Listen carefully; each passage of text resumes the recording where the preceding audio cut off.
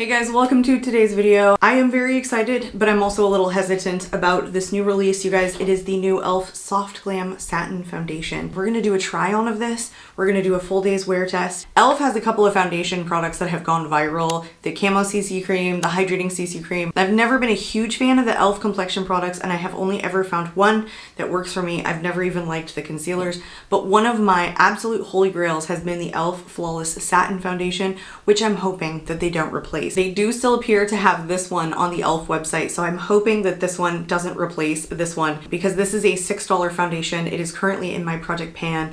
I don't usually use foundations up until the end, but this is one that I haven't wanted to get rid of. I've raved about this on my channel for so long. They describe this one on the website as being a semi-matte finish, even though it's called a satin foundation, but this one is called the Soft Glam Satin Foundation, which on the website they do list as a satin finish as opposed to a semi-matte finish. So I'm hoping that they don't replace it, but as of right now, this one is still available, the least expensive, and I believe the best complexion product they have. So I'm going to be a harsh critic of this, I think, because I've never been a fan of the Camo CC creams or the Hydrating CC creams, unlike a lot of other people that I feel like it. So I picked up two shades because I wasn't sure what was gonna work, and at $8 I felt pretty good about it. I did pick up one in light cool and one in fair neutral.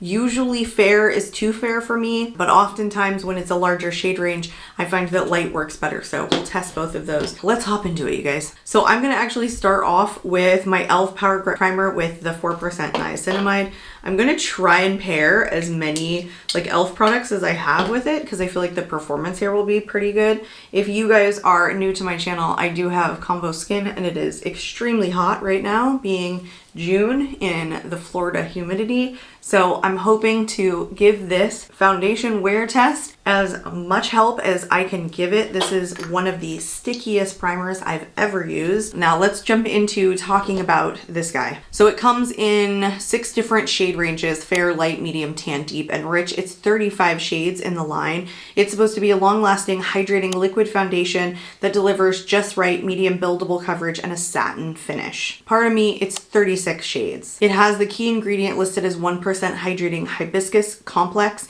It is great for dry, oily, and combo skin. They don't say normal, but I assume that it's across all skin types. It says hit that dreamy sweet spot between full beat and barely there, long wearing medium buildable coverage for only $8. All right, cool. Let's get both of these like swatched on my face. How do these come off? Okay, they turn. I'm already thinking the fair is way too fair. Yeah, I think that's gonna be too light for me. Let's try a light cool, and there is fair cool. It almost seems like somewhere in between both of them is probably like my perfect shade match. So I think I'm gonna like mix these two together, and that'll give me like literally my perfect shade match. Also, these have a 12-month shelf life. They're made in China like most of e.l.f.'s products, and they are the standard 1 fluid ounce. All right, let's get this on the face. I am going to use my 2 different e.l.f. complexion products. I rave about these total face sponges from e.l.f. This one's a dampened one. It's clean, brand new, hasn't been used on anything else. I love those, especially for people with combo skin because it's a little bit more mattifying of a sponge. So I will do one side with that, and then I will do another side with a brush. So I'm just gonna mix these 2 shades together, which is like cool and neutral together, and hopefully it stays kind of neutral. I'm gonna start on the left side. By the way, this feels a lot like a lot of their other foundations or complexion products where it's a thicker whipped formula. It's not very runny.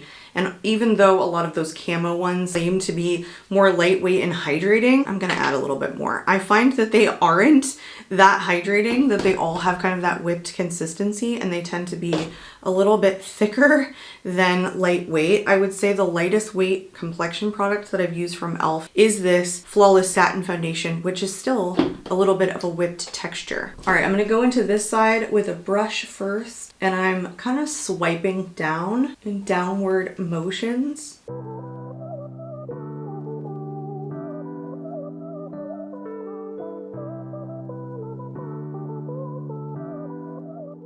I'm going to pick up what's left on my hand onto this brush to build up this coverage level. So far, it's more light, medium buildable is what I'm getting from this. Okay, so far, that was really easy to blend in. It's not streaky, it's not thick. I think I still want to build it up a tiny bit. Mixing these two shades isn't like the easiest thing, I feel like, with this component especially, and because it's such a whipped consistency. I do feel like I picked up quite a bit of product for this. Yeah, I would say it's light, medium, buildable coverage. There's the side by side. I can see a tiny bit of radiance on the high points on my cheek. It does look very satin-like on the skin.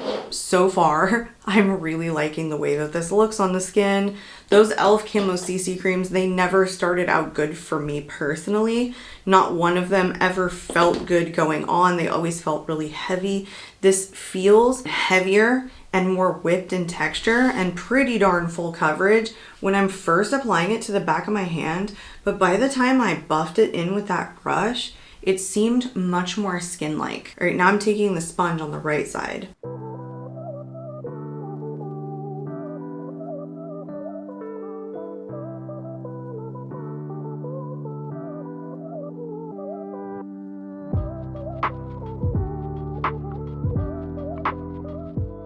I'm going to take the rest of what's on my hand and build up the coverage kind of the way I did with the other side, I guess. I think I used more coverage on the right side than I did the left side. You can still see some of my freckles peeking through on the side that I used with the brush. It's much more full coverage, I think, on this side. I think I just added a little bit more, but I think that's fine. We'll test to see like which side fades faster, if any at all. So far, I love the complexion. I love the way that this looks. I think it's pretty skin-like, and I feel the buildability was really there. I don't feel it on my skin. I don't feel it heavy. I don't feel it cakey and dry like I felt that way about the Camo CC cream and the hydrating version. I felt like the hydrating version was very thick and very dry and clung to every dry patch, and I felt that way the minute I put it on. This has a little bit of a tackier feel to it. It's definitely not completely dried down, but that doesn't make it feel heavy on the skin. Sometimes when the foundations have a little bit of a satin finish or they remain a little bit tacky, sometimes they can feel dry. I don't feel that at all with this foundation. So far, I really, really like this. I could see this even being something that I may like more than the satin finish foundation. I'm going to go in with concealer. I'm just using the LYS Triple Fix Serum Concealer. It also laid so nicely on top of that Power Grip Primer too. I'm hoping with my combo skin that really helps to like lock it down. All right, I'm going to do the unthinkable, but I'm taking the e.l.f. Camo Powder Foundation to set my face. I use powder foundations all the time to set my combo face, especially in the summertime. I do not think that if you had normal to dry skin, I would not recommend doing, and you probably wouldn't do it anyway.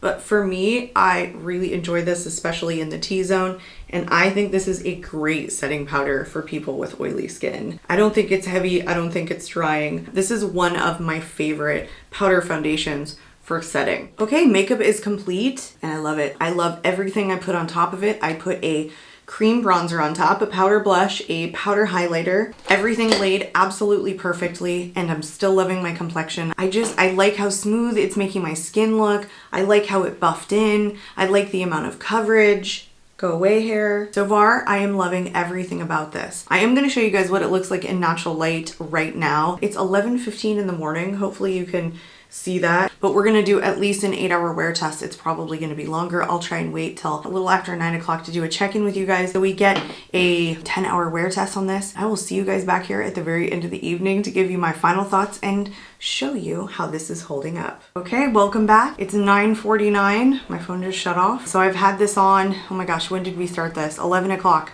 So it's been over 10 hours. I would say it held up really well. It's not like a mattifying foundation, and remember, I am combo skin, so I sweat normally. It was very hot today. I went outside a couple of times, but I wasn't sweating a whole ton. It wasn't like one of those days where I was like working outside and then the humidity was just getting me and melting my foundation off, but I definitely was out long enough to have sweat a little bit. I want to show you guys what it looked like right away in natural light. By comparison to the CC creams, so much better on the skin. So much more flawless for texture. It wasn't dry, it wasn't heavy. Even though the consistency kind of feels the same to the CC cream, I don't feel that it like looks like it or feels heavy or feels dry the way those other two are. I also did a check-in for you guys in natural light at 3:30, so at that point it would have been like almost exactly the 4-hour mark. It is 3:30, so it's been about 4 hours. I mean, aside from this eyeshadow creasing, it's coming off of my nose. and it was not just coming off, it was like lifting, like a little bit. It's pretty hot and humid today, but I've been inside most of the day. I don't like the way this is wearing with my combo skin. Okay, like coming off around my nose too. Peace out. Right before I did that check-in, I noticed that it was starting to lift off of my nose.